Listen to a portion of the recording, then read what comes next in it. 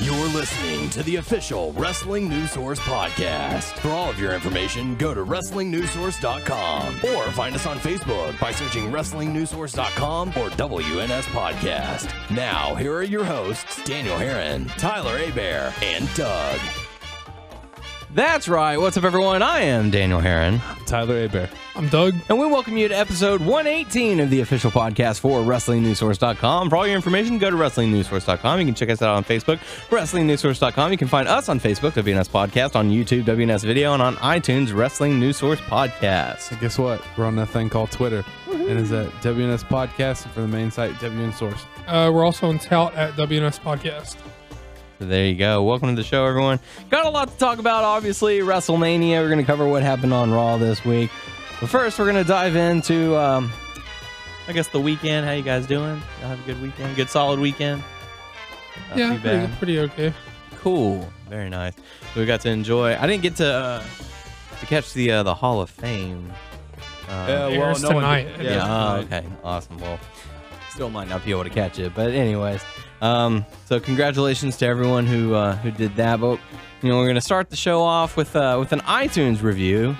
We have significantly less than we did last week. We only have one this week, but you know that's fine. And it comes from Jenny Lynn 998200 from iTunes. First timer. Yes, first timer saying, today is the first time I've listened to your podcast, and I loved it. You've always been my go-to on Facebook, but I've never listened to your show. It's such an amazing difference. You guys rock, seriously. Thank you. So thank you very much. Gave us a 5-star rating on that one as well. So, if you're listening to us through the iTunes, feel free to give us a review. Let us know what you think of the show. That's pretty cool. Thanks, Jenny. As suspected for a while, we have some people on Facebook who exclusively interact on Facebook but don't listen to the show.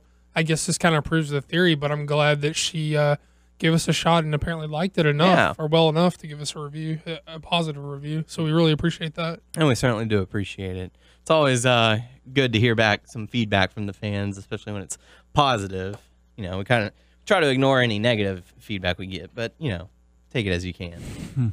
So, kicking things off. Well, let's do some real quick listener feedback otherwise. Okay. Last week, I kind of ranted about the Del Rio stuff a little bit, and Stings like Ali wrote in to say he did agree. Said, I'm with Doug. Del Rio is the only feud for Swagger at this point, so I thought, maybe some more people might have had my back on that, but that's cool. Thanks, Stings like Ali. I know where my real boys are at. And Red Robin says, I have to say Doug really needed to shut up about that Swagger match. Haha, I'm just joking. Don't hate me, Doug. Too late for that. I hate you, Red Robin. Aw. See, he messed up because he hasn't received his prize package yet. So... Hey, that's not on me, man. No. What I'm saying is that you shouldn't be making statements like that. I'm the guy who sends them out. Exactly. So, tough call on that one. But anyway, so yeah. But thank you for the feedback. Hope you enjoyed Doug's rant. Or a conversation, debate, whatever you want to call it. Thanks, Ali. So there you go. So kicking things off, WrestleMania 29 has come and gone. Another year down, getting closer to WrestleMania 30 already. But the pre-show started off with Miz going up against Wade Barrett. They had the hour-long pre-show, and I felt like this match just it was, from what I felt, was really short. Didn't go too long, and then they, hyped up the feuds during the pre-show. But Miz was victorious, became the new Intercontinental Champion. So, from what you guys got to see, what did y'all think of the matchup? Well, it's what we were expecting. I believe we all called him Miz victory, and I don't want to judge the match because we were watching on a cell phone. Yeah. And although Ryan's Galaxy Note is mad huge, it's still kind of a struggle to focus your attention on such a small screen. So I don't want to. I don't even want to attempt to critique the match because I don't think I viewed it in an optimum way to critique. Okay. Yeah, but the match itself didn't take long, and Miz won with a sort of a makeshift figure 4. Like he had Barrett down, and he was just like, "Oh, I'll just put your leg like this, and we got a figure 4 now." So, but end up getting the victory on that one. New Intercontinental Champion. But the actual pay-per-view itself started with Shield going up against Orton, Sheamus, and Big Show. I figured this would have been a little bit later in the night.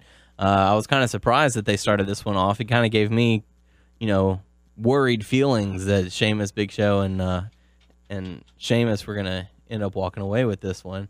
But yeah, it feels like they like to start it off with a big a babyface win to kick it off. They broke with the tradition, or at least the past few years, they've started with the World Heavyweight title match. Has kicked it off, but they broke from that.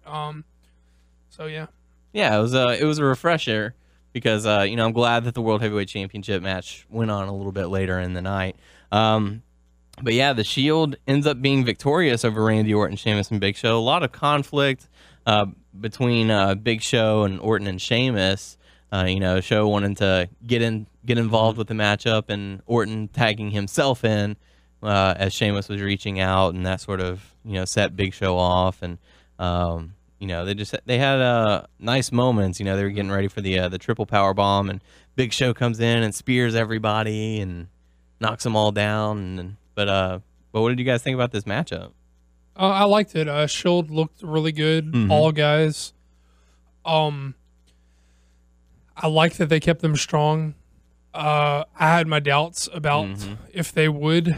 Kind of don't really agree with the booking of how the babyface team didn't get along, because it felt like, if anything, Orton and Sheamus snubbed Show. Yeah, they blind tagged himself in, but that's because they refused to tag him in. Yeah, or they blind tagged in on him, which is really weird and doesn't really, to me, follow the story of them saying, "Hey, we got to get along." Like they were like acting as if they were going to actively try to get along, but then when the match came, they snubbed him completely. So really, to me, Show is the most like sympathetic figure in this whole thing, and he's the guy who's supposed to be getting the boos or right. something. Nice logic. Like, just boo Randy Orton. Just turn him already. Give him something fresh to do. But what was that? One spot that looked like Rollins hurt himself. When Rollins outside and hit his head on the the suicide dive on the barricade. He's actively tried to kill himself in pretty much every match he's been in. Every match. So. He had the big ladder spot at TLC, I believe. Yep. And this dive. Also, it seems his job is like official decoy. Like he's the guy who takes like the big move or whatever and like gets them like preoccupied so that Roman can come in and hit the big spear. Whoa! I'm not gonna lie, I'm pretty high on Roman right now. I think he's been pretty impressive. He brawled a lot, which is about all I expect from him anyway. But it was solid brawling. He looked like he showed a lot of intensity. He looked like he would like lay his punches in like pretty well with him and Sheamus, brawling with each other. But yeah, they matched your expectations. That's tough to say. I think I predicted Shield, but I didn't actually have a lot of faith in that. Right. But so I don't know. It's tough to say. I'm smart for the choices, so you get that money. Yeah, but I'm glad to see them kept strong. That's good. Be kept strong at WrestleMania. Yeah, and it is. It was a good showing from them. It says a lot for them to get the victory at Mania over these guys. Showing them didn't need it. Yeah, they didn't need it, and this was a great chance to propel the Shield even further into future stardom. So it was a great showing by all parts. Good storytelling. Like Doug mentioned, it's kind of odd having Big Show supposed to be the sympathetic. You sympathize for him, but now they're trying to. He's not supposed to be sympathized with, but he is the most sympathetic guy in the. That's it. Yeah. Thank you very much. yeah, but Shield ends up getting the victory, and that takes us into our next matchup: Mark Henry versus Ryback. All of us wanted Mark Henry to win. We all picked Ryback to win. Mark Henry gets the victory. A very nice surprise. So it was a real battle of the bulky guys and power hits throughout. Well, Mark Henry he was pretty much dominating the whole match, right? Yeah, he was pretty dominant through most of it. They teased the shell shocked at first, and then that pretty much cost Ryback the match, where he lifted him up and Henry fell on top of him and then covered him for the 1-2-3. But later on, we did get to see Ryback deliver the shell shock onto Mark Henry, which that in itself was it was really nice to see, just the strength of it, to be able to lift that 430-pound man or something like that. I thought it wasn't possible. Well, I throughout the whole time, I didn't think that it was going to happen. Yeah, I mean, definitely had our doubts. So, how about you, Doug? I wasn't too high on the match. I think these guys work a lot better with guys that they have a lot of difference. Like, if you got two guys of these style with each other, I don't think it comes off as well. I think they need to work a guy with a different style. Yeah. Because they basically work the same style. All right. I mean, Ryback's a little bit more high impact, but it's still basically the same style. There wasn't much of a match to really speak about. I did like the finish, however. I thought it was a cool finish, clever. I like Henry picking up the win and staying strong. Also, I think kind of in theory that Henry should have went over if they were hypothetically to feud. But it doesn't look like that's where they're going with this. But I like him kept strong anyway. I did not like Ryback. It kind of defeats the purpose. He doesn't need, babyfaces don't always have to get their heat back right after the match. Yeah. In fact, it would have played better into what happened the next night on Raw, I think, had he not gotten his heat back. He didn't have to get the shell shock in, I didn't like that. Okay. So, but yeah, other than that, it was a nice surprise to see Mark Henry because we did want him to win, although we all picked Ryback because you going up against WWE logic, and you think you know what they're wanting to do, and then they do the complete opposite. So who knows? But next up, we got to see Team Hell No going up against Dolph Ziggler and Big E. I don't remember too much about this match. Absolutely loved, and it made my night. It's probably my absolute favorite thing about Mania this year was the homage to the 18 seconds of last year. Yes. Yeah. Loved it. I thought it was brilliant. And I bit so fucking hard on the false finish right out the gate. I literally thought he was going to pin him off the roundhouse. But I thought this was a fun match. I thought Big E came off pretty well in this. I don't think it was long enough to be good or great, but it was certainly a lot of fun. And again, that was my absolute single favorite moment of Mania. The fans bid on it too. Everyone stood up, did the 1, 2, oh, come on. So pretty enjoyable. But Team Hell No does end up retaining the tag team championship. So not a good night for Ziggler for WrestleMania. Next up, we got to see the debut of Fandango going up against Chris Jericho. Solid match from Jericho. Whenever he gets into a high pressure situation, he's always going to deliver for you. And helped Fandango put on a pretty good show. But what did y'all think? I like Fandango's character, and I guess how he walks, I think is cool. But I don't know if I should give him. No, yeah, you should give him more time. That was his first match, but I wasn't really that impressed with him. Okay, how about you, Doug? Yeah, I feel the same. I struggled to get into this match. I struggled to care about this match. I wanted to, but ultimately I couldn't. I felt like Jericho tried really hard. And I'm sure that Fandango tried really hard too. Maybe he wasn't ready for that stage yet.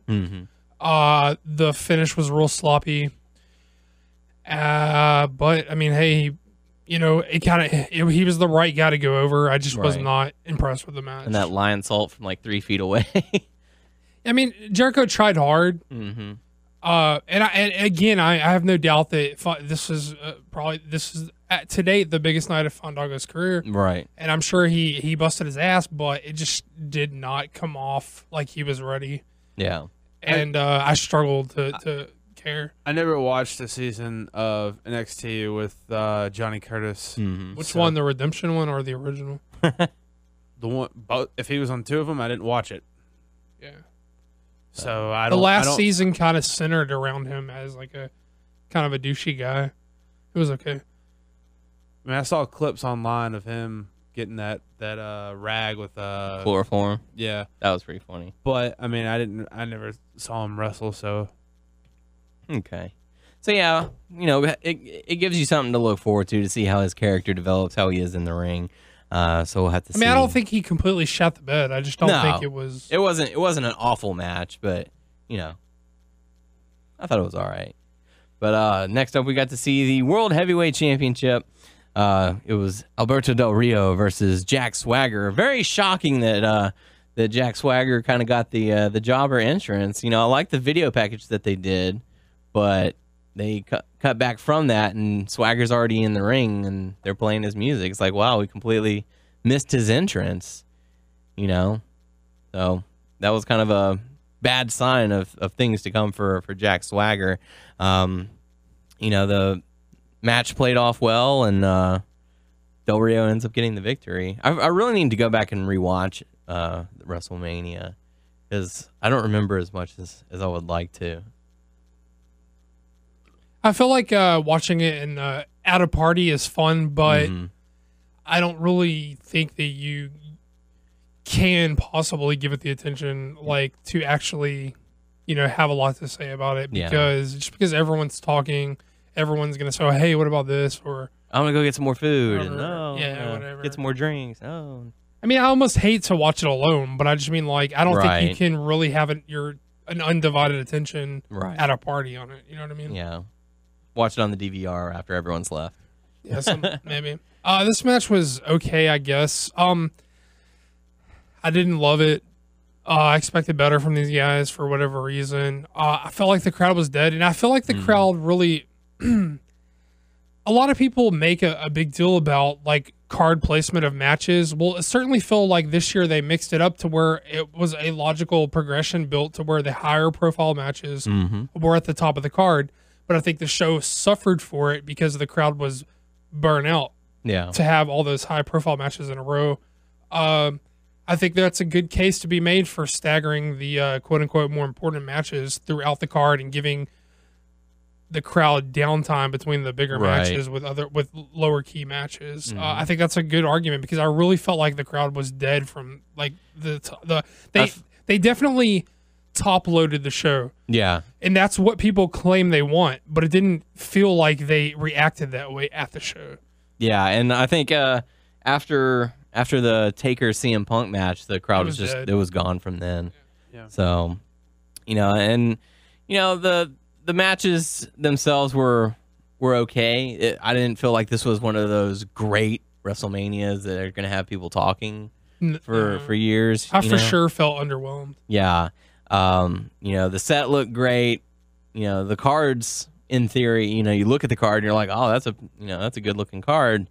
But then, you only have, 1, maybe 2 matches that were anything to talk about.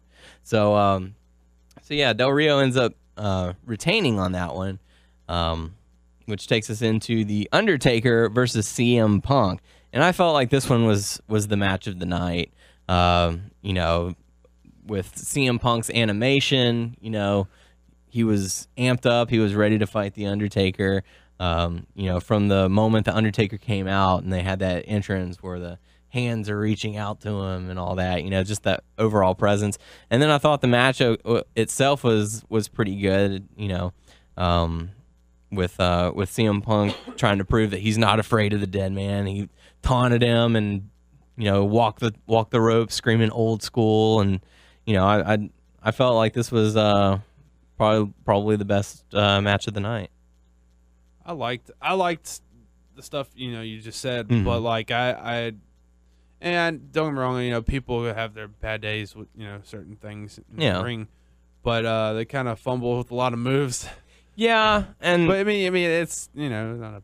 And you also have to take into account that this is the first match that the Undertaker's had in a year, so you can't expect him to go in and No, I'm not expecting have to be perfect, a 5-star show or anything, but you also if you're gonna hold this matchup on such esteem that it is going to be so important, then you kind of need to have that 5-star performance.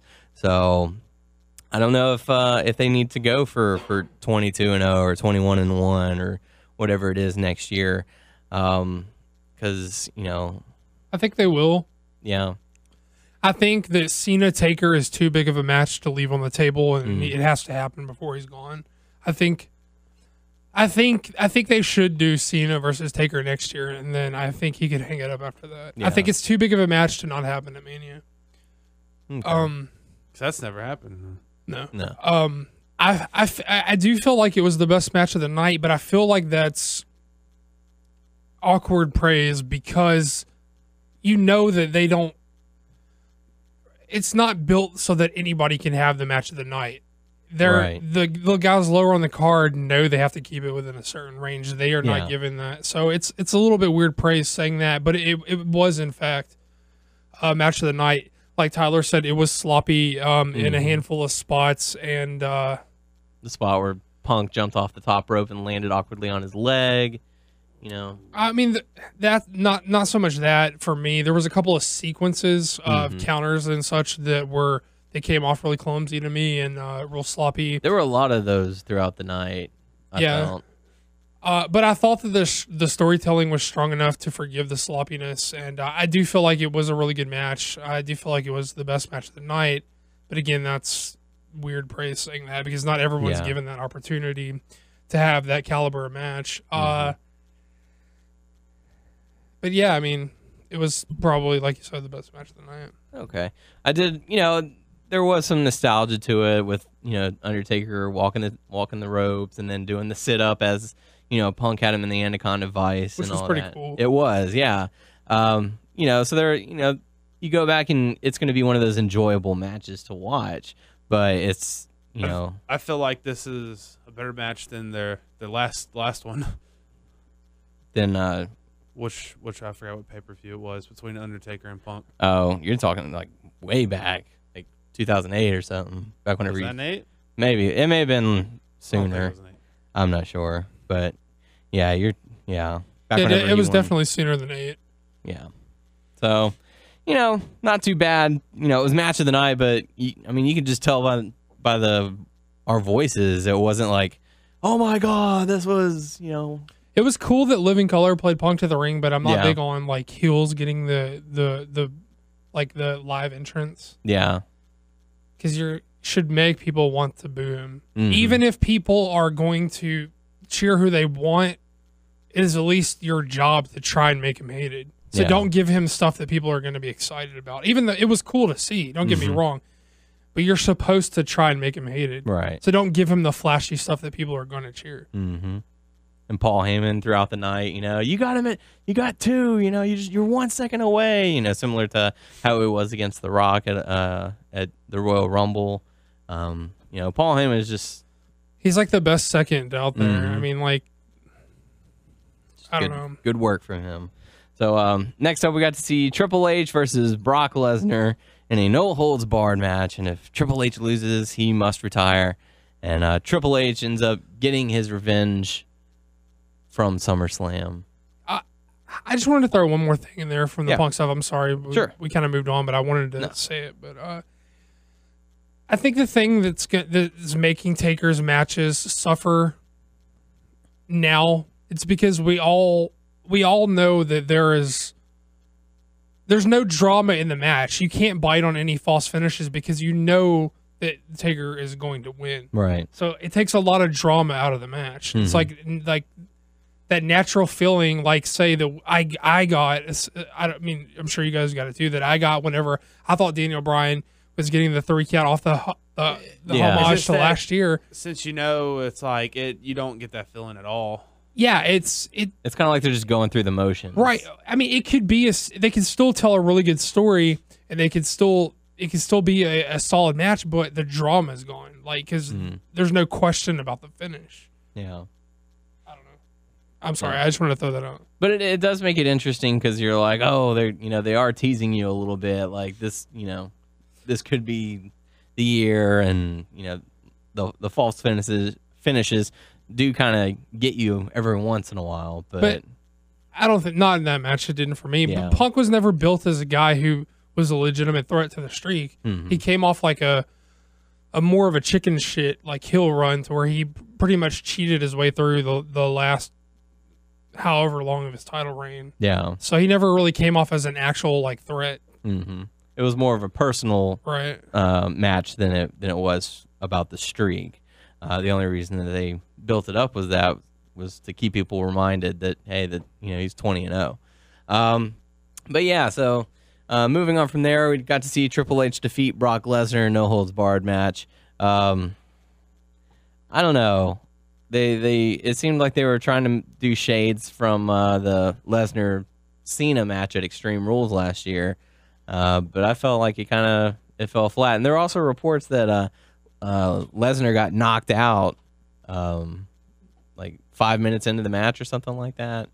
At least that's the reports I read. But what did you guys think about this matchup?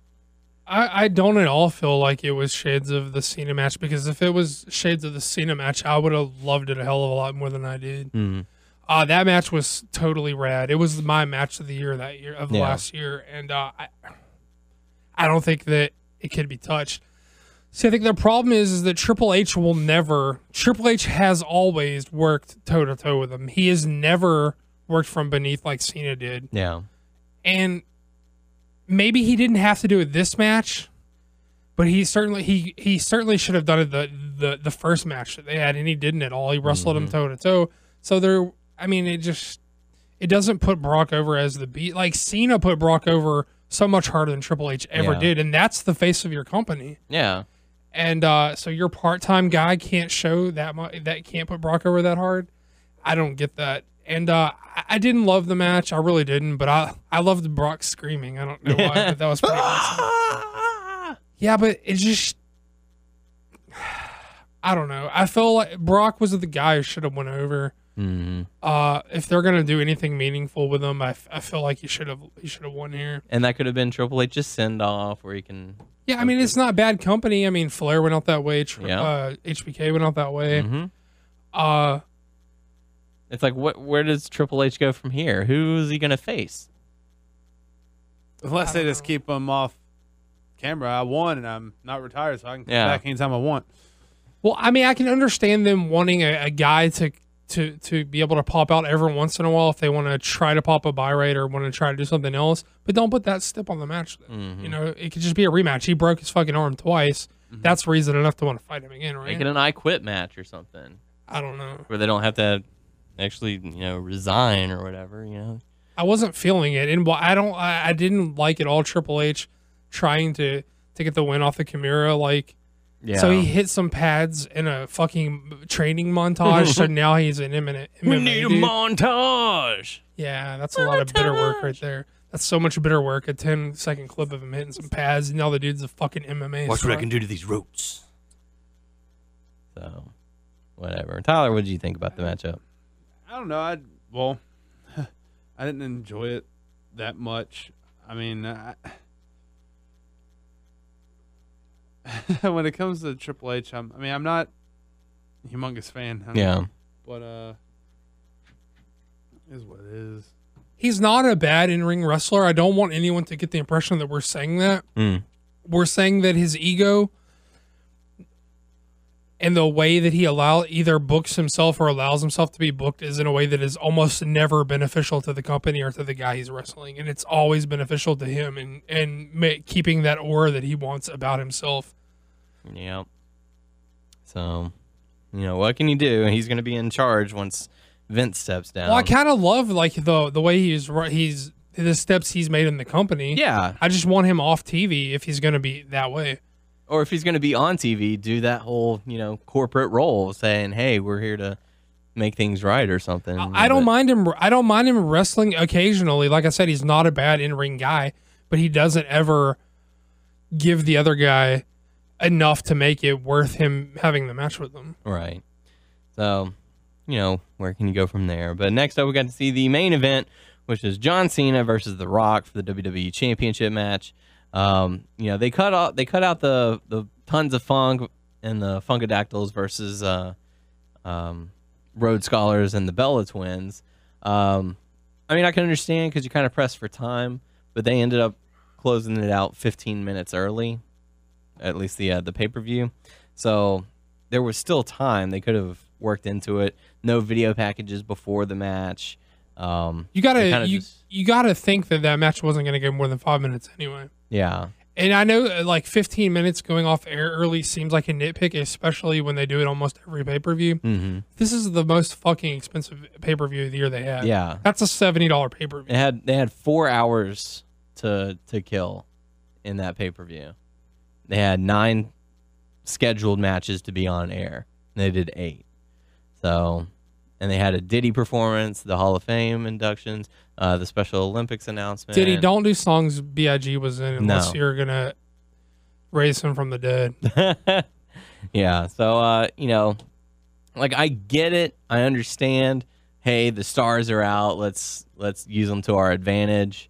But let's make sure we get all the matches done first before we do that. Have Diddy close the show for all I care. I don't know who at the party made the joke or totally convinced me that it was happened and that I had missed it while I went out to grab a smoke. Someone made the joke or lied to me that said they had a B.I.G. hologram, and I was like, oh fuck. Okay, that's awesome. That would have been worth it. If you have the B.I.G. Yeah, Ryan. What's up, Ryan? Yeah, man. They should have had the B.I.G. hologram. Thanks for the party tray. Those were awesome. Good stuff. Good times, at least. But, Cena versus The Rock 2. Once in a lifetime, best out of 3 series. To me, it felt like on the same level as last time. Mm-hmm. At one point, it just felt like they kept on just doing finisher after finisher after finisher. Yeah, and what they were doing is is this me, or it just seems weird? No, it was way too much finisher trading. Yeah, what they did is, they did submission holds, then they did signature moves. And then I missed a part of it because I went in the kitchen. Yeah, and then they did Rock do the rock bottom, kick out. Then Cena trying for the attitude adjustment, can't get it. Rock bottom again, kick out. Cena trying for the attitude adjustment again, rock bottom again, kick out. Attitude adjustment, finally gets it, pin 1, 2, 3. That would probably make it worse than the first one. Yeah. So, and then there was also talks that Rock had, pulled a muscle in his ab or something, abductor, I don't know. Something like that. Somewhere in that the area. torso. Yeah. But they said that happened and has been seeing doctors and stuff so that he can get healed up in time to go film a new movie. But Cena ends up getting the victory and is the new WWE champion. So, what are your thoughts on the matchup? I think we said it. I was not impressed with the match. I didn't love their match last year. And I'm a guy who thinks Cena more often than not delivers in high-profile singles matches. It just didn't do it for me. It's way too much finisher trading. Like, that's not a story. Yeah. I guess it is a story, but they told it really shittily. They put it all on the line, giving everything they had. I don't know. Just a really underwhelming show. Yeah, it was not the best WrestleMania. Like I said, the card looked good, but when it came to time to deliver, I don't think they got the job done. They didn't have people talking. Like you want those, oh my gosh, did you just see that? Why aren't you watching WrestleMania moments? Just something to give people something to talk about, and I don't feel like they gave it to us. Well, I'm a pretty big believer in you don't have to swerve me and you don't have to surprise me. And it's not so much the end result as the journey getting there, but the journey wasn't any good either. So you gotta, if you're not gonna, you gotta do one or the other. Yeah. At least by the final Raw or SmackDown, you need to have people going, oh my God, I have to buy this. You know, I have to see what happens at the end. Does the bad guy get his comeuppance? Does the good guy get his redemption? You know, and I felt like it felt flat. Like the Punk and Taker storyline was probably the best one, and it was the best match. But that's not saying a whole lot. You know, it wasn't a 5-star matchup, but you know, it was the best of the night. So I don't know. I feel kind of let down by WrestleMania this past year, and the fact that I lost $5. But you know. We all did. Yeah, but congratulations to your friend Doug Richard. Yeah, congratulations picking up the victory on that one. Picking all the winners just about. He only got like 2 of them wrong, I think. I changed. You know, I had Trips on the show and I changed it to Brock. I would have had him if I didn't. Yeah, Dude, I put 10 on Ryback. Ooh, yeah, that was a pretty bad one. But you know, what can you do? Maybe next year. You didn't place last, so that's good. That's right. You did place 3rd. He's second. Doug was 2nd. I don't know where I came in, but it wasn't 1st. So yeah. So that's how we closed out WrestleMania 29 as our journey, hopefully, to WrestleMania 30 begins now. Hopefully, we'll get to go. Oh no, I'm going. Like, Okay. I hope you guys can make it, but I'll be there. Maybe I'll see you there, maybe I won't. So, but yeah. So, moving on into what happened on Raw, a lot of the fans who were at Mania decided to stick around and make their presence known. And if you didn't get to see Raw last night or this past week, whenever you might be listening, they were very vocal, to say the least, making their presence known. And Doug, I'll let you give your thoughts on the fans on this one, because I know you and I are gonna differ on this one. But I mean, do we want to jump into the fans right now, or we want to work our way to where it actually kind of started happening? Yeah, I guess we can get there. So okay. So we kick things off with I had no problems with the crowd until the Orton Sheamus match. Okay. I felt like they get. We'll get to the. Yeah, we'll get into it, because we kick things off with John Cena coming out, you know, playing his promo to the crowd, you know, and then he's interrupted, you know, basically saying, you know, he wants to be the fighting champion. He's gonna defend his title on Raw that very night. And so Mark Henry comes out and says, "Hey man, if you're looking for trouble just might find you." John Cena, he's awesome like that. Absolutely. I love the fact that he's like, "Hey, don't listen to what they're saying. Don't even pay attention to them, because I'm in the ring and I'm staring at you." He's just staring like holes through Cena's soul. I'll break you. Looks like the meanest man ever. and I you know, love him for it. And you know, the fact that Cena didn't take his threats seriously, you know, he makes a joke about it. That would have been one of those perfect times to be like, "Look, I know what you're capable of doing, you know, so I'm gonna give you a match. I want to see if you can hold up with the champ," or something like that. Instead of saying, "Oh, well, your breath smells like 1,000 asses." Ha ha ha ha. Yeah, I mean, Henry was great. He's always great on the mic. He's like the single most underrated promo that they have, because he's always no bullshit, and he's always 100% mean, and he's always nasty, and I love it. Absolutely. Cena, too jokey. I don't pop for the smarky, "Oh, you want to see my heel turn" comments. I don't. That stuff doesn't do it for me. I saw some people saying it was more like a fuck you to the smarks instead of like a stupid joke, and the fact that he had done it earlier in that week too. I wish that I had read it like that, because I would have probably liked it a lot more if I thought it was a fuck you instead of a cutesy moment. I really thought it was more of a cutesy moment than a fuck you. Because he was more like, "Hey, all you guys want to see me turn heel? There you go. Yeah, Suck it." So I mean, we talked about that. They weren't going to turn on. Yeah. So, you know, but Booker T comes out and says, "Okay, well, here's the deal. You're going to have to beat John Cena in order to get a title shot." So also declared The Rock was still #1 contender.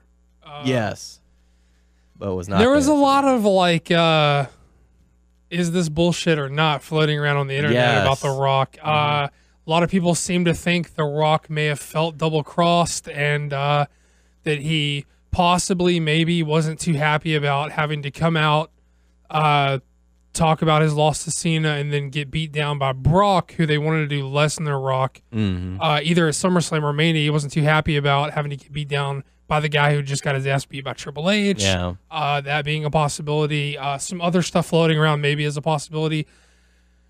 But supposedly the story goes, a couple hours before Raw, Rock is nowhere to be found. Supposedly nobody within the company knew that he was not going to be there. And then he was already on his way back to Miami. He was on an airplane going back to Miami. Then magically, the story changed to, well, he's hurt. And he magically, I guess they send out a tweet 30 minutes before Raw. Oh, not even 30 minutes. It was pretty close. 22 minutes. Who knows? Man? I think it's bullshit, and they work something out, and then and he covered ass. But yeah, that was totally weird, and maybe I don't know. Maybe you think about that kind of stuff going. I want to see the prognosis from that doctor. Where's his credibility? I'm not saying he wasn't hurt, but you don't have to. He didn't have to go out there and work a match. He was just going to take a beat down. So. And I did see someone made a comment that they were like, I've had that injury before, and it's not like I can't move. It's, this is irritating. Right. Like, ow, I'm sore and it kind of hurts. Well, I won't comment because I haven't personally had it. Yeah. But the whole situation seemed fishy to say the least. Yeah. Also, I liked Booker T coming out here saying, "What the fuck, dudes? Y'all don't get to just make matches," because I hate when dudes make their own matches. Thank you, Booker T, for going in there and saying, hold up a minute, playa. You guys don't make the matches. I love when a guy will, like an authority figure will do that. I loved the second that Booker T comes in, tries to separate him, and Mark Henry just looks down and he goes, "Get your hands off me, Booker." He's like, you don't want me to. It'll be bad. This is what he does. Because it's one of those things where, like, when Henry gives you that look, you're like, he's going to back it up. Right. Like, he is going to hurt me. It's that stare he gives, I swear. Mm-hmm. So pretty good stuff from Mark Henry. Trying for the comedy stuff from Cena, not really working out. Takes us to our first match. We got to see Big E Langston going up against Daniel Bryan. Crowd was certainly hot for Daniel Bryan. I thought it was a pretty good show for Big E Langston. Using Daniel Bryan as basically a lawn dart, throwing him on top of Kane, ends up getting the victory on it. This match was awesome. It was a good short TV match. They worked for the time they were allowed. They worked the best match that they could. Big E looked awesome in this match. Daniel Bryan got some offense on it too. Yeah, I mean, he showed fire. He was laying in those kicks, and Big E was game to take them. But I really like a heel that will focus on the body part that they're going to use to win the match with. And literally every single bit of offense that he got, minus maybe the tossing Bryan to the outside, was focused on either the stomach or the back, which is exactly what his finisher impacts on. And Big E, really impressive performance. You have my attention, sir. That was a kick-ass match. We'll be watching. So, what did you think? And this Raw was really exciting, and they were doing a lot of different stuff that I was really into. Yeah. For some of the show. It was pretty good. What do you think, Tyler? That's right. I'm sorry about that. Which takes us into our next match. Wade Barrett versus The Miz for a rematch for the Intercontinental Championship. I thought this match was a lot better than their pre-show match from what I saw. Barrett ended up getting a busted lip. It took a nasty bump to the head. It looked like he might have been just like completely out of it towards the end of that matchup because Miz was doing that double combination where he does a neck breaker followed by something else, and man, their heads just bonked into each other, and he was in a daze. But Wade Barrett ends up getting the victory and becomes the new Intercontinental Champion. That was a quick. Just a really short title reign for Miz, and I don't know where the logic was on that one. I guess so that Miz can still say that he's undefeated at Mania. I don't know, but I don't know, but it was a really good match. Miz fucked up the neck. They botched the neck breaker, but that was fine. It was still a really good match. The crowd was hot for Barrett, and he went over clean as a sheet in the ring. 1, 2, 3. I like the little tribute to Foley that he did with the elbow on the outside with the bang bang, and then he did the old Foley elbow off the apron to the floor, which is awesome. Good match. This was such a strong start to Raw. They did a lot of stuff right for at least half the show. Yeah. And then I couldn't pay attention, so I don't know if they did. All right. But yeah, Tyler, what did you think about the matchup from what you got to see? Only caught like pretty much the end. Okay. Like, elbow pretty much hit Miz. Okay. I ended up picking up the victory on that one. Oh, I did. I like the finish too, because he hit the head on the ring post before he gave him the bullhammer, and I like the finish a lot. Yeah. So that takes us to a backstage segment where Sheamus went up to Vicky Guerrero and asked for a match against the Big Show. Later on, Randy Orton asked Booker to do the same thing, put him in a match against Big Show. But Orton made the comment, "You're a Hall of Famer. You can overrule Vicky." Since when do Hall of Famers have more seniority over a general manager? He was just playing to his ego. Yeah. So I mean, presumably they were equals. Yeah. Vicky All and right, Booker dog. T. You got a point. But he was just playing to his ego. Yeah. Which kind of like retracted, like, I mean, it kind of like took a step back from, I love Booker for going out there and being like, hold the fuck up. You guys don't make the matches. I make the matches. Yeah. But then I kind of hated how he was like, oh, okay, you appealed to my ego, so let me see what I can do. I'll see what I can do for you. So, but yeah, next up we got to see Alberto Del Rio going up against Jack Swagger and Zeb Coulter in a 2-on-1 handicap match. Although Zeb kind of he was there just to be on the side and cause a little bit of distraction and not just get disqualified for it. I thought the match, they did a really solid job. Swagger working on the leg, Del Rio selling the leg. Even missing the kick that he does when he runs to the ring post, missing it, and showing pain on that leg, but ends up getting a victory over Jack Swagger. This match was really good. I liked it more than their Mania match for damn sure. Both guys. This match went a while. They had multiple segments, as well as Miz and Barrett had multiple. There was a lot of wrestling on this card. Yes. This match was a lot of good wrestling. A lot of good wrestling. There was a lot of good and interesting things happening on this card until the crowd fucked it up for me. But we're gonna get there. Okay. As good as this match was, the crowd was not having it. They wanted Ziggler. Yes. And that's fine. I'm okay with that. Chant, "We want Ziggler," the entire match. That's perfectly acceptable. Mm-hmm. And they really made it a really special moment for Ziggler when he cashed in. Absolutely. Because the roof blew off the fucking place. Yeah. The match between Ziggler and Del Rio, the little short match they had, was really good too. Yeah. And they gave him a really special moment. That I heard a lot of people have been saying this, but I think so many people are saying it because it's true. Ziggler's cash-in moment was more special than anything that happened at Mania. Yeah. It was, I mean, to say what everyone else is saying, I'm not going to be able to flip it and say it any better, but it was more of a WrestleMania moment than anybody had at WrestleMania. Mm-hmm. And it was really special. Yeah, and it was one of those, the fans wanted to see it, the timing was there. The like I said earlier, the crowd was very vocal, so them being, solidly behind Ziggler, wanting to see it, finally getting that chance to see it. They've waited for months now. They teased and teased and teased where he'd run in and, he'd get kicked in the face or choke slammed or whatever it was that kept him from cashing in. This was finally the moment. The pieces were set into place. I love the fact that the medic was there. The referee were checking on Del Rio. And, he just comes in and says, "Y'all get out. We're having a match." And, like Doug said, the match itself, while short, was really good. It wasn't that short. It went like at least 2 segments. Did it? I thought it was... no. Oh, okay. The Ziggler Del Rio match. Yeah, that was short because he had already had a long match with Swagger. Yeah.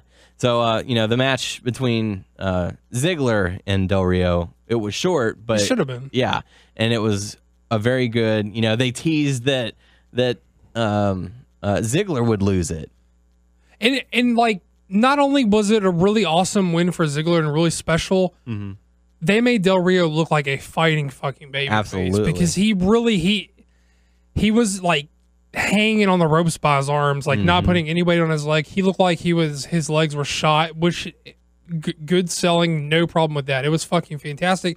But he showed a lot of babyface fire in the short match he had with Ziggler, and did not bury him at all. Made Del Rio look strong, and Ziggler, he got his title. I mean, what can you say? It was a really good feel good moment.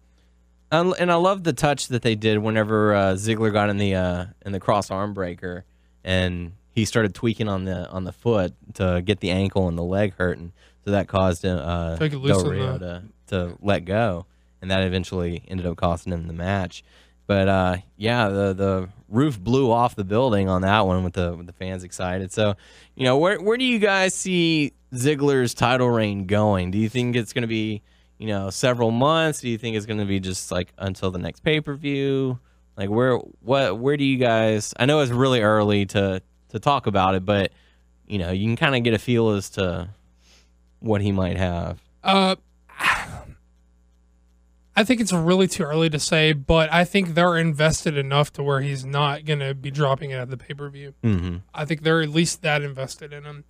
I think it's more interesting, like, are they going to turn him face? Because he's playing, like, he's kind of a dick, but, like, he's also, like, super nice to AJ and Big E. Yeah. Like, they're, like, his buddies, and he doesn't treat them shitty. He doesn't treat them like just the big guy who's there to do what the fuck he says, and the chick is there to call. He kind of, like, they embrace together, like, in the ring, like they were a family and stuff. That's not coming together moment. Right. A true heel would have been like, like, this is my shit. He would have been like, get out of the ring, I'm trying to celebrate. Right. So it's interesting. He has enough, obviously has enough fan support to turn him face if they wanted to, if they felt like they were lacking, and, maybe they do feel like they're lacking on the babyface side, especially on SmackDown after this night. But I think he could go either way. I don't know. He could play. I mean, I want them to commit one way or the other, because I'm tired of tweeners, because their whole roster is tweeners. Commit to babyface or commit to heel. I mean, one or the other. I hope they give him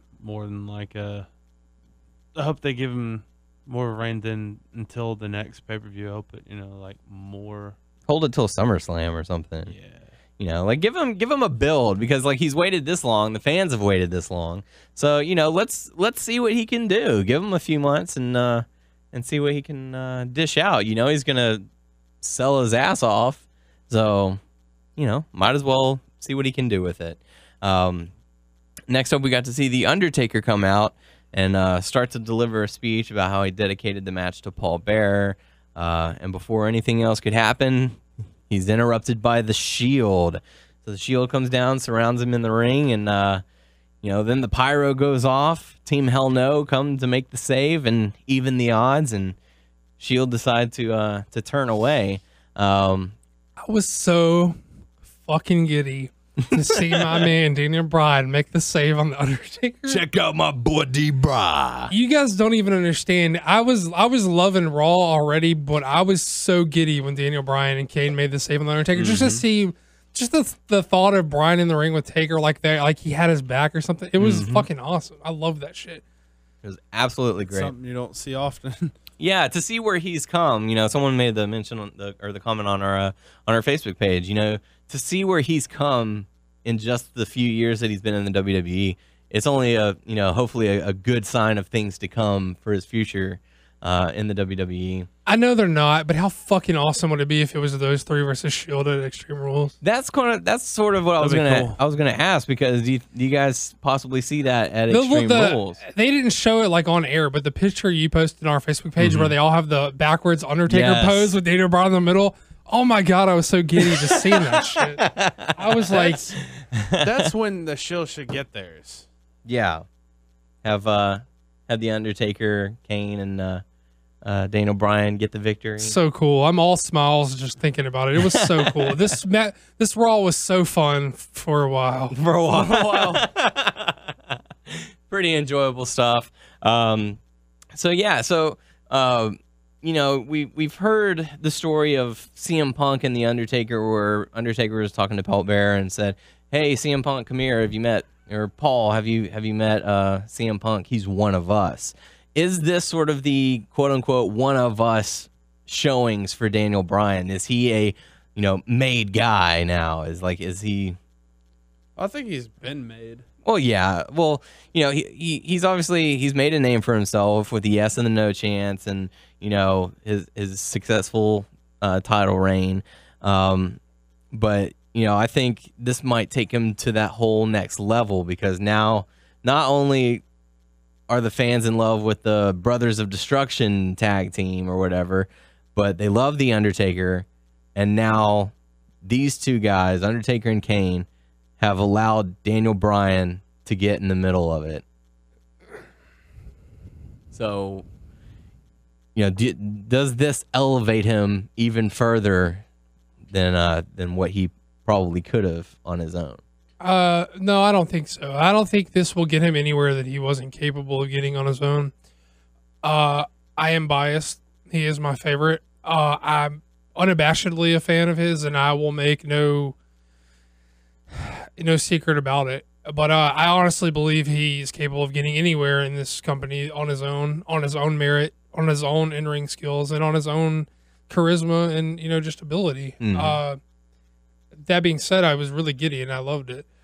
But I don't know, man. I don't think this is the same thing as what you're talking about. And you also gotta think that while Taker may have said that about Punk, he's also the same guy who shat on Punk because he didn't think he dressed like a champ and stuff his first run. So a lot of that shit is come and go in the back, you know. Mm-hmm. No, I just thought it was a cool little moment. I don't think it was anything to build on. He's already like sold enough merch and made enough like fan support that he's not going anywhere. Right. I don't know that he's made himself on the level of like a Punk or anything, but I think he will, and I think he's totally capable of it, and I don't think he needs the Undertaker to do it for him. Mm-hmm. Okay. So yeah, I mean, I'm curious to see where this goes. I'd like to see these three go up against the Shield, and you know, who knows, give them their comeuppance, or I don't know, maybe even have the Shield go over them. Like, I just want to see that match. Yeah, I think either way, whoever comes out on top, it would be a good, solid match. So next up, after all the buildup that we've been having for Raw, all the good matches, kind of gave us something to come down a little bit, catch our breaths. Got to see R-Truth, Zack Ryder, and Santino Marella defeat three-man band. Oh, you guys weren't. I love this too. You guys didn't like this? I mean, like the 3MB showed a lot of aggression. Drew McIntyre was really good in this. Slater with a lot of aggression, and it was short, and there wasn't a lot to see, but it was a fun little match. And fucking people think that so much shit that I don't think is funny and cool. But for my money, nobody in the WWE other than Kane and Daniel Bryan and Santino should be doing comedy. I maintain that Santino is perfect comedic timing and presence. He tags and he takes the hot tag in. He gets punched in the face once. He covers his mouth and he tags out immediately. And I fucking died. It was hilarious. This was a fun little match, and it didn't have to be anything great or good. All it had to be was fun, and it was fun. And the crowd hated it, and it was fun. Yeah. But all in all, R-Truth, Zack Ryder, and Santino end up getting the victory over the three-man band. To see him. Yeah, I mean, it was nice to see those guys, you know, go out and put on a show at least. So next up, we got the chance to tweet our votes between who we wanted to see, because Randy Orton and Sheamus had a fallout sort of in the locker room, and then they decided to take it to the ring. I did not. So they asked the fans to tweet your vote as to who you wanted to see face the Big Show, whether it be Sheamus or Orton. Randy Orton got 73% of the vote, something like that. I believe so. 20 and yeah, so Sheamus only got like 27. They decided to completely ignore it and say, "We'll tell you what, why don't we just have you two face each other?" And that's where the fans stopped caring. Which, first of all, makes no sense. Like, why would they fight each other? just for a shot of Big Show. There's no Big Show doesn't have a title. Big Show is not a #1 contender. Big Show doesn't have anything they want. And just take turns. Just take turns. Someone fight him on SmackDown. 2-on-1 or even. You know what was weird? Randy Orton, this Raw, he was just trying to like apologize, and it was like, what did he say? He was gonna make it felt right. bad because he was the one who brought Show in and stuff. He wanted to make things right with Sheamus. I don't know. I kind of felt that was weird for his character. Yeah, he came out acting like a super babyface at Mania, and he acted like a super babyface on Raw. Probably more so than he ever has in his entire career in these next 2 days. He was remorseful. Yeah, but he wanted to make things right because he's the one who trusts the Show. He's also the one that snubbed Show the most. Like, and also said, I don't trust anybody. Yeah, I mean, it doesn't make any sense. I fucking loved this show. Even the minor quibbles I had with the Cena stuff, everything on this show was pitch fucking perfect into this point. Yeah. And I loved the entire show. It was fun. It was interesting. It was different. It had cool shit. It had cool moments. It had shit the crowd wanted to see. Mm-hmm. And then I don't know what happened. They put this match together for us, and fans completely just gave up. They were like, you know what? We don't want to see this match. We're just going to have fun on our own. Chanting ECW, RVD, Pretzel Man, Cotton Candy, Mike Chioda, Justin Roberts, JBL, Jerry, Cole, doing the Olay chants, doing the Mexican wave, doing all kinds of crazy stuff. They had tons of fun. I was cracking up laughing at it. Doug, you on the other hand, not so much. Well, I gotta think that.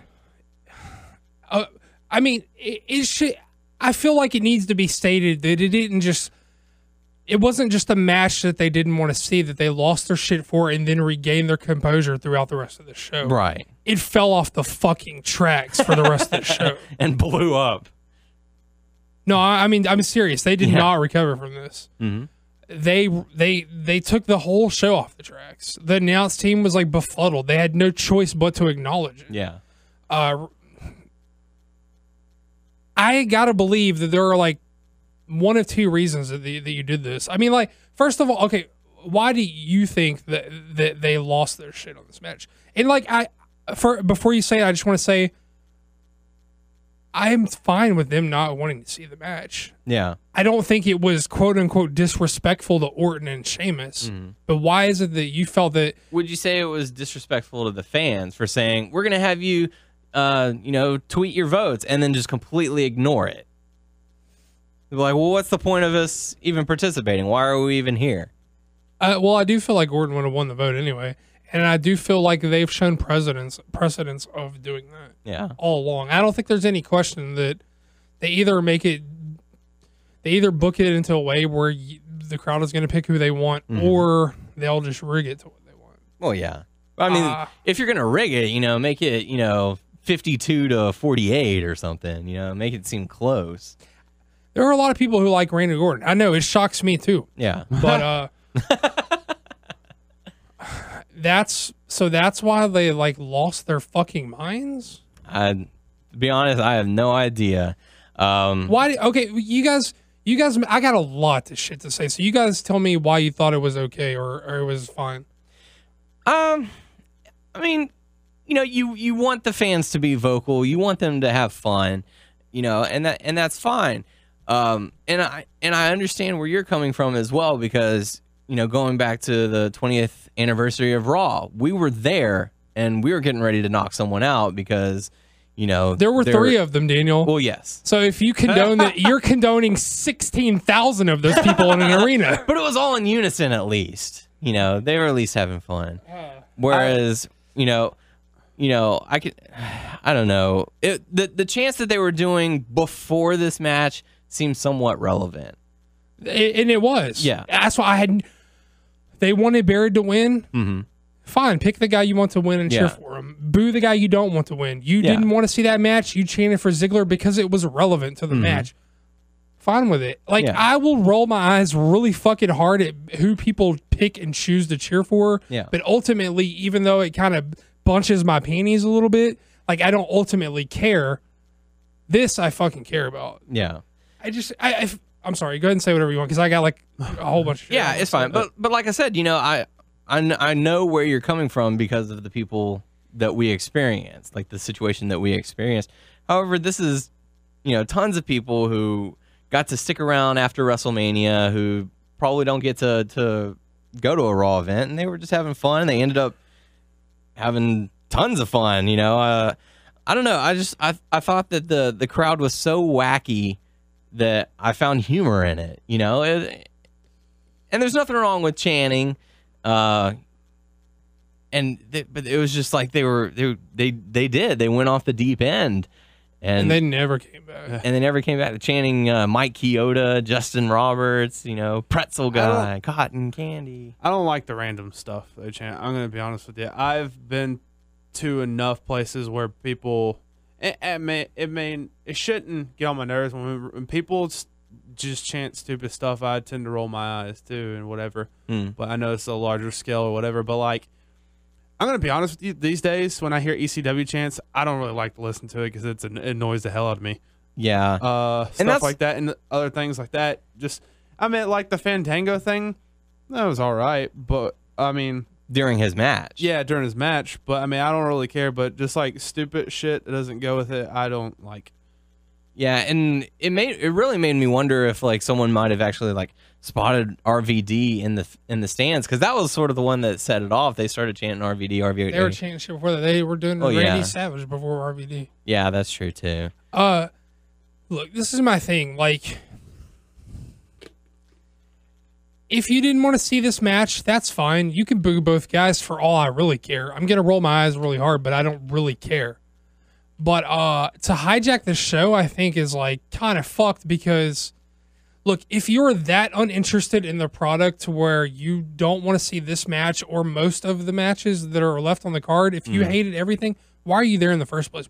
If you are so uninterested in everything that happened on this show that you have to make shit up that has nothing to do with what's going on to chant, why are you there in the first place? Do you think that gives do you think you are showing the WWE something by showing up to their event, handing their money, and chanting shit? You're not doing anything. They're not going to acknowledge it on air.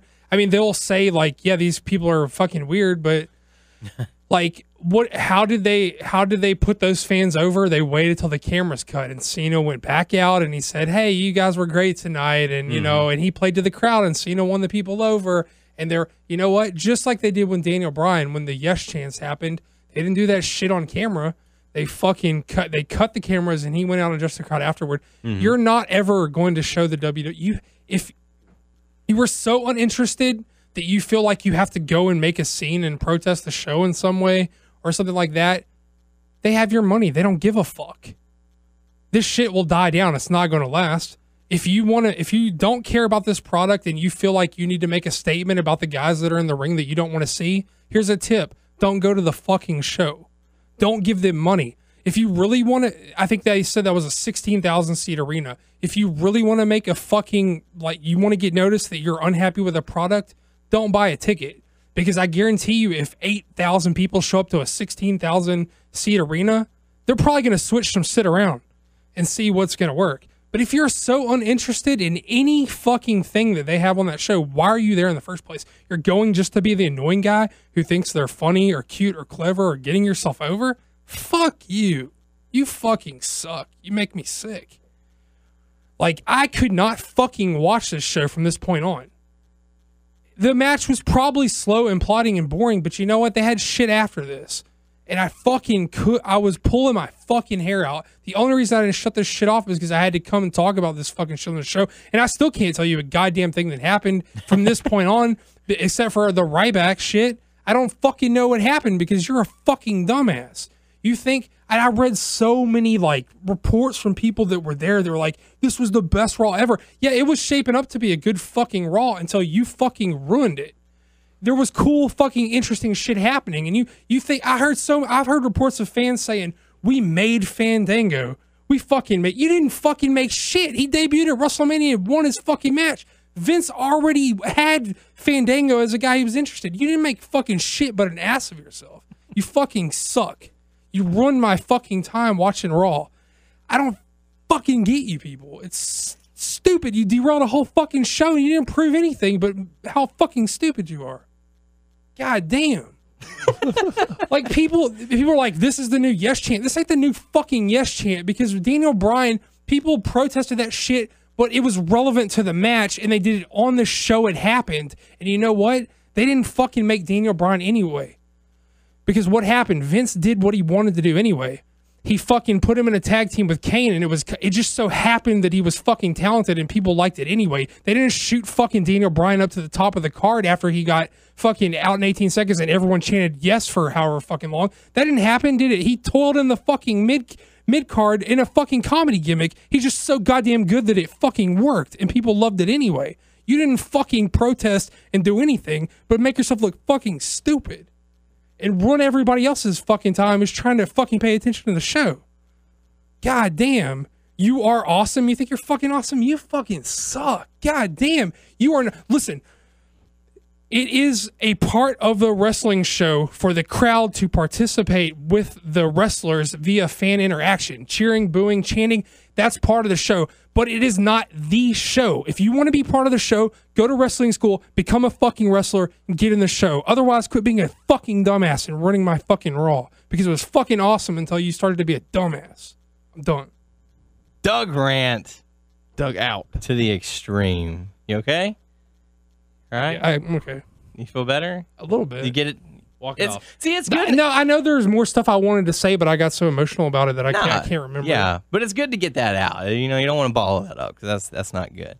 But, you know. I don't hate pro wrestling. I fucking love pro wrestling. You're passionate about pro wrestling, and you want to watch your pro wrestling without people chanting random stuff.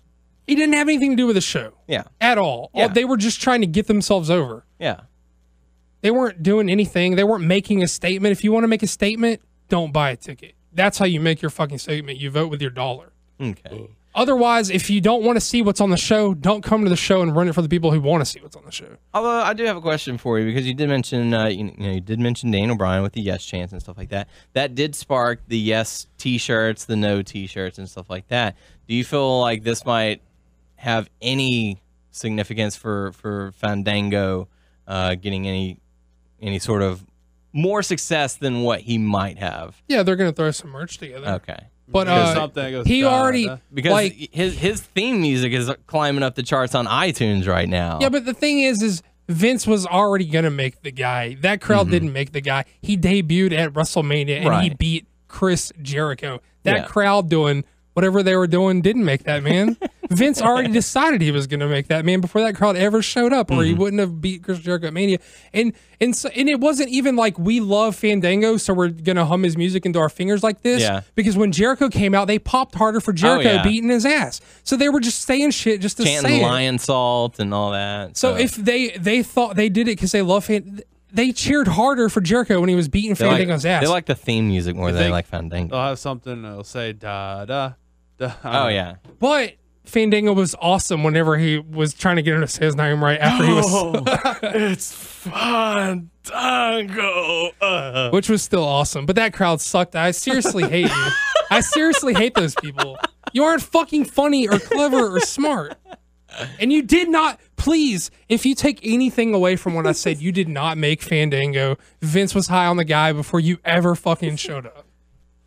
Vince is the reason why Fandango is on the air. Yeah. So I gotta get a drink. Can y'all hold it down? Sure, yeah, we'll hold it down. So Tyler, Doug's gonna black out now. Like I said, I mean, I said what I said. I didn't get emotional. Yeah, it's kind not as emotional. Only when they chant ECW. Well, I really don't give a fuck. But to be honest with you, it gets on my nerves. Yeah. I mean, I understand they're having fun or whatever, and I understand both y'all's points. Right. It just annoys me. Yeah. And it is what it is. Just, we said it after the Raw 20 anniversary. If you're gonna do a chant, please make it relevant. Like I understand you're having fun, but and it's great that you got that many people to go along with you because they're having, they're just having fun. Yeah. They don't even care about what's going on. There's a lot of people to get. Yeah. To all say that stuff. And I'm not even going to say it was these people from this country or it was the people from New Jersey. It was everyone. They had, representatives from 50 states, 37 countries, all in that building. At WrestleMania, they were all there. A lot of them decided to stick around because, some of the fans in the UK, they don't get Raw shows that often. I swear one time, maybe I heard it wrong. Did they chant, "Who are you"? Not that I heard, but there were so many chants that night that it could have possibly happened. But yeah, so the match ends up being a no contest after Big Show comes in and lays both men out. So I don't know. I'm kind of seeing maybe like a triple threat between these two or something. I don't even know where they're going to go with these three guys. But next up, we did get to see Fandango going up against Kofi Kingston. This ended up in a disqualification after Chris Jericho attacked, much to the delight of fans. Not a whole lot from this match because, like I said, Jericho interfered in it. Backstage, we got to see Paul Heyman letting us know that, Brock Lesnar was ready for a fight. However, it's not going to be tonight because his clients don't fight for free. But Punk will be on Raw next week. And apparently he is pretty banged up after his match with The Undertaker. So, maybe this could be a chance for him to sort of kind of have a little send-off and take some time to recover from lingering injuries before it becomes anything serious. I stepped out, so I don't know if you guys talked about Triple H not being there as well. No. You would think that he would at least come out to promo about the match with Brock. He had to get his arm checked out. Yeah, I saw that he apparently had second-degree burns from that. Kimura. Yeah, from the fire extinguisher or whatever it was. It was CO2. He called it something else. I'm sure that's pretty much for what it not was. brushing it off when you. Well, I kind of respect that. He was trying to do the intimidating stance down the way to the ring, and it was probably. I saw the picture of it, and he looked all ate up from it. Like originally, and this is just how I think that. Before I can understand, even though if he's at the building and he's tweeting and stuff, he probably could have come cut a promo anyway. Yeah. I thought he shit his pants and was like, I'm not going out in front of this crowd and y'all put me on SmackDown. Yeah. We'll save it for next week, guys. Don't worry. I'll be somewhere where all the other WrestleMania fans have gone home. Yeah. So, but yeah. So no Triple H, no CM Punk, no Rock. Or Lesnar on this week's episode of Raw. We did get Paul Heyman, so that was pretty good. Next up, we got to see the WrestleMania match that never took place. Tons of Funk and the Funkadactyls going up against Road Scholars and the Bella Twins. And even on this one, they were pressed for time. So this match got a short match. Went to commercial, come back, already in action, go to the finish. Tons of Funk and the Funkadactyls end up getting the victory. I was in like a seeing red haze of hate for this crowd, but did one of the Funkadactyls hit like a Hurricane Rana on like Cody Rhodes or something? Yes. It was kind of cool. It was nice to see. I like the fact that the Funkadactyls are at least sort of evolving more than we're just going to come out and cheer. It's like, hey, we can take care of ourselves if needed. So it makes me wonder what the Divas division holds for these two ladies. But next up, we got to see the main event, which took place like 5 minutes before the top of the hour. John Cena versus Mark Henry. Just a quick little match. Henry was pretty dominant.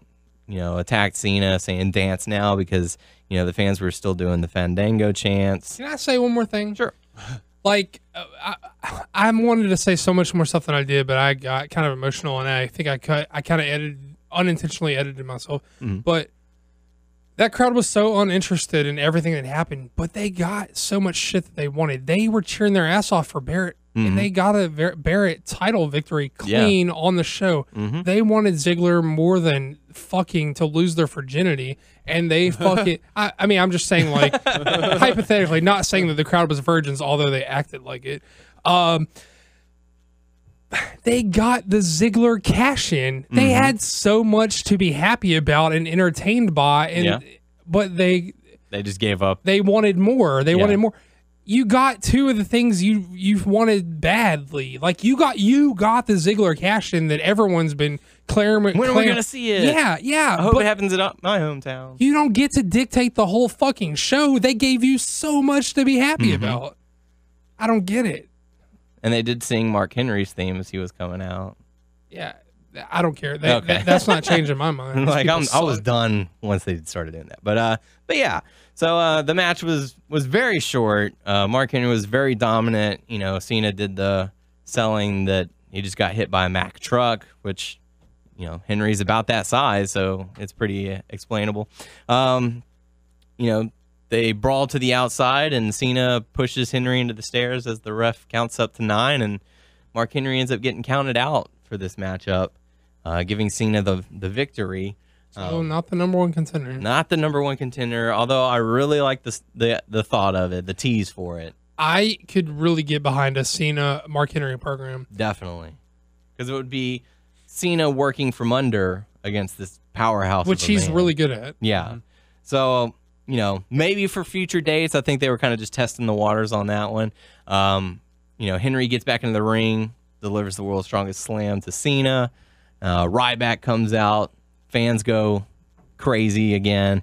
You know, chases off Mark Henry. Did he deliver the shell shocked?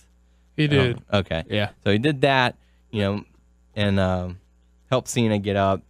They sort of had a nod. Oh no, he shell shocked Cena, but I think he just gave Henry the meat hook. Oh, okay. He might have, but dude, I was Yeah. trying to pay. I was struggling to get through this. But yeah, he helps Cena to his feet, and they sort of have like a nod to one another, like, okay, you know. And then out of nowhere, Ryback decides to attack Cena. Well, unless it's gonna be like a triple threat. No, I don't think so. I think it's going to be a one-on-one between Ryback and Cena.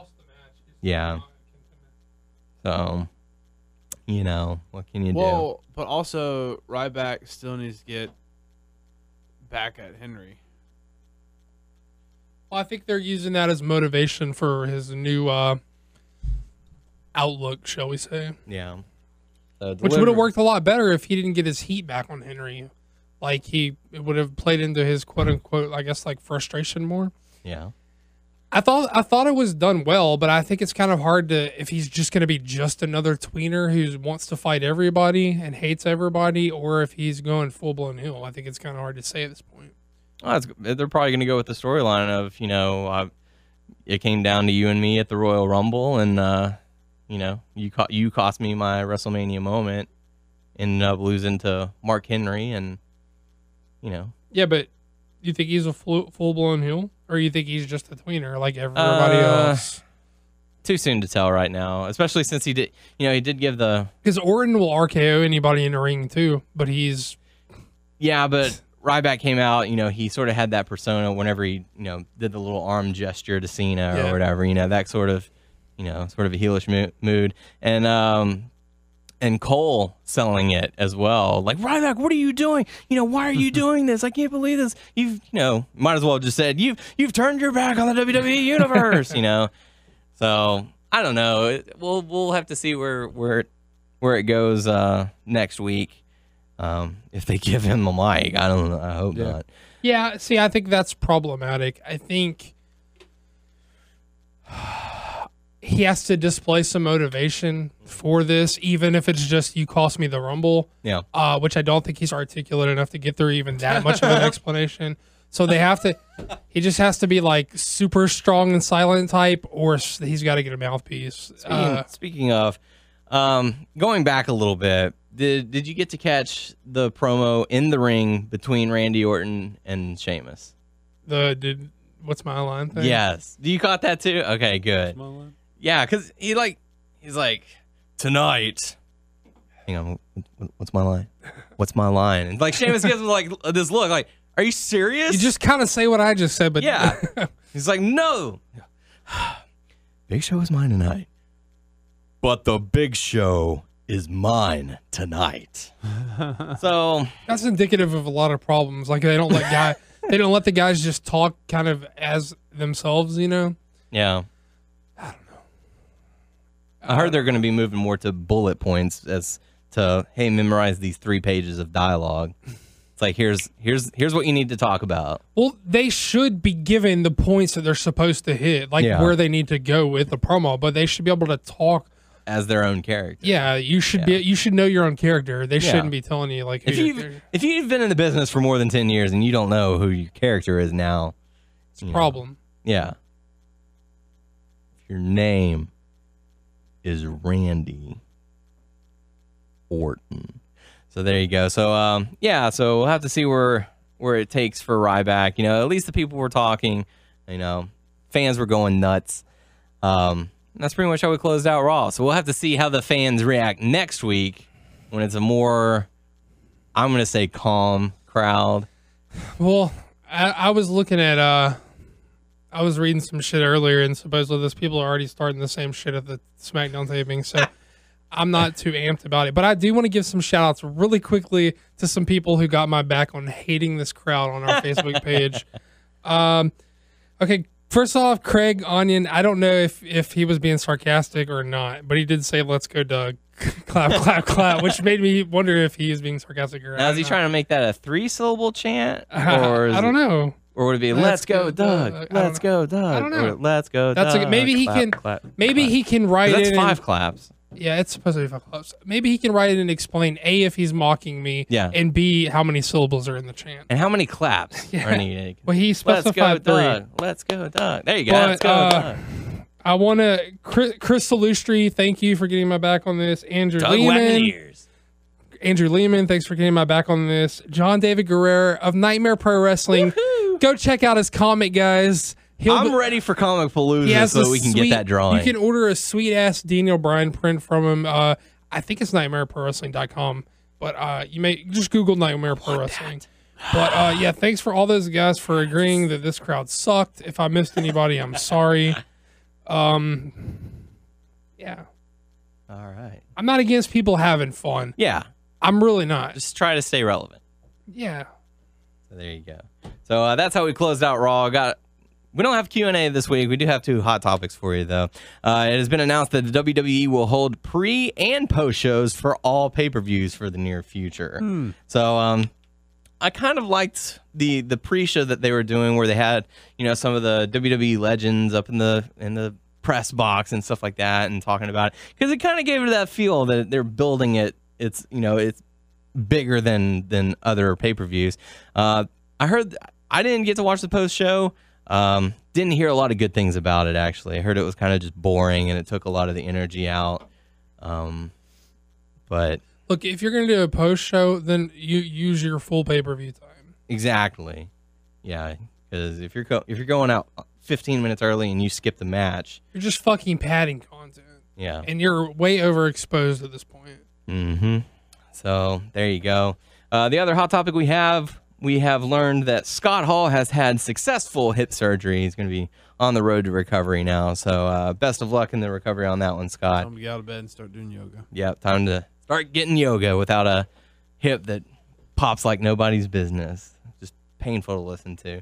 So there you go. So thanks, everyone, for listening. Let us know what you thought about Raw as well. Weigh in on the Facebook page. Like our page. Yes.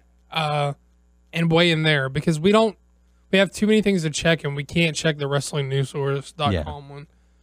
Go to like WNS Podcast and let us know anything, good or bad. You could tell me how retarded I am for losing my mind there for a few minutes, but that's cool too. Just go to our page and let us know. There you go. Hit up our Facebook, WNS Podcast, our YouTube page, WNS Video. If you happen to be listening on there, make sure to hit the subscribe button. Subscribe to us on iTunes as well, Wrestling News Source Podcast, and leave us a review, 5 stars if you be so kind.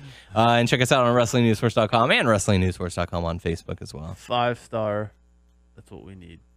5-star. 5-star. 5-star. Follow us on Twitter is at WNS Podcast for the main site, WNS Source. Tout at WNS Podcast. There you go. For the podcast crew, I am Dano Herron. I am Tyler Abear. I'm Doug. And we will catch you all next week. Bye. Peace.